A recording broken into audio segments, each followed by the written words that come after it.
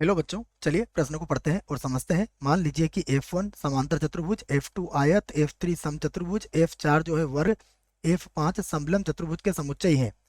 तो F1 निम्नलिखित में से किसके समान है?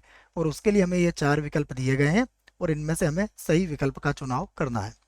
प्रश्न कॉल करने से पहले हम देख लेते हैं प्रश्न के लिए मुख्य उदाहरण। तो प्रश्न के लिए मुख्य अवधारणा जिसकी सहायता से इस प्रश्न को हल किया जाएगा। मुख्य अवधारणा में हम दो बातों पर विचार करेंगे बच्चों। सबसे पहले तो ये कि यदि हमें लिखा जाए ए सर्वनिष्ठ बी, तो ए सर्वनिष्ठ बी में क्या होता है बच्चों? इसमें ए तथा बी दोनों के दोनों के उभयनिष्ठ अवयव होते हैं। दोनों के उभयनिष्ठ अवयव, ये पहली बात याद रखना है आपको। दूसरी बात, ए यूनियन बी जिसे पढ़ते हैं ए संघ बी, तो ए संघ बी में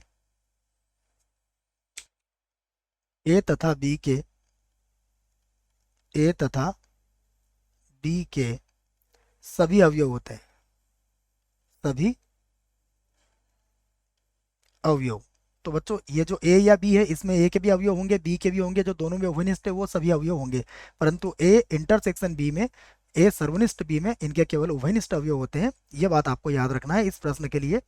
इस प्रश्न के बाद मतलब इस प्रश्न में ये बातें हमें अच्छे से समझना पड़ेगी। ठीक है, आइए अब हम देखते हैं, प्रश्न को हल करते हैं और प्रश्न में क्या क्या कहा गया है उस पर विचार करते हैं।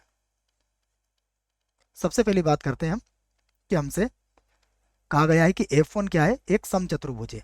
तो F1 तो बच्चों क्या बन गया? एक समचतुर्भुज। ये मान लीजिए हमारे पास समांतर है बच्चों, ना पढ़ने में गलती हो गई। एक समांतर चतुर्भुज है, तो मान लीजिए ये F1 है।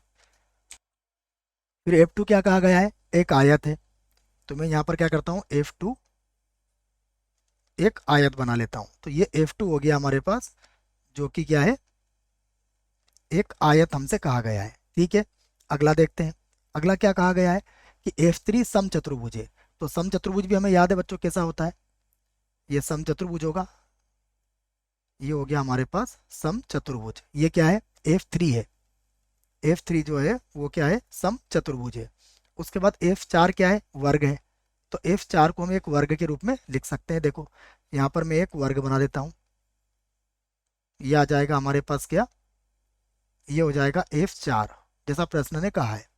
उसके बाद कहा गया है कि F5 जो है वो समलंब चतुर्भुज है। F5 क्या है बच्चों? समलंब चतुर्भुज। ठीक है, तो समलंब चतुर्भुज का एक कच्चा चित्र में बना देता हूँ, है ना। और भी प्रकार हो सकते हैं इसके, लेकिन मैं कुछ इस प्रकार से बना देता हूँ इसको। तो ये हो गया हमारे पास समलंब चतुर्भुज। ये क्या हो गया? F5। इस देखिए पहला विकल्प हल करते हैं।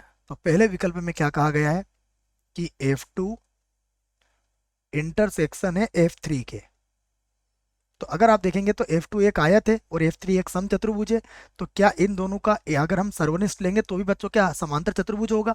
या फिर F1 होगा? तो हम कहेंगे कि ये F1 के बराबर नहीं होगा, क्योंकि F1 में क्या है? समांतर चतुर्भुज कहा गया है बच्चों। और यदि इनका उभयनिष्ठ लेंगे हम, तो उभयनिष्ठ में देखिए यहाँ पर तो कोण इसमें 90 डिग्री का बनता है।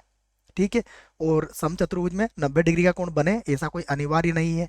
ठीक है, क्योंकि समचतुर्भुज में इसकी चारों भुजाएं केवल बराबर होती है, जबकि हम आयत की बात करते हैं तो इसमें चारों भुजाएं हमारी बराबर नहीं होती है। यूँ कह सकते हैं आप, हालांकि जो वर्ग होता है उसे भी आप आयत कह सकते हैं। तो यहाँ पर हम देखेंगे तो दोनों का इंटरसेक्शन कुल मिला के बच्चों F1 तो नहीं मिलेगा हमें। अब बी विकल्प की बात करते हैं, F3 इंटरसेक्शन F4। देखिए F3 कौन है? समचतुर्भुज। ये क्या है? आयत है। देखो आयत, ये जो सॉरी ये बच्चों वर्ग है। F4 क्या है? वर्ग है। तो वर्ग और समचतुर्भुज में एक ही खासियत होती है बच्चों की, इनमें क्या होती है? चारों भुजाएं बराबर होती है।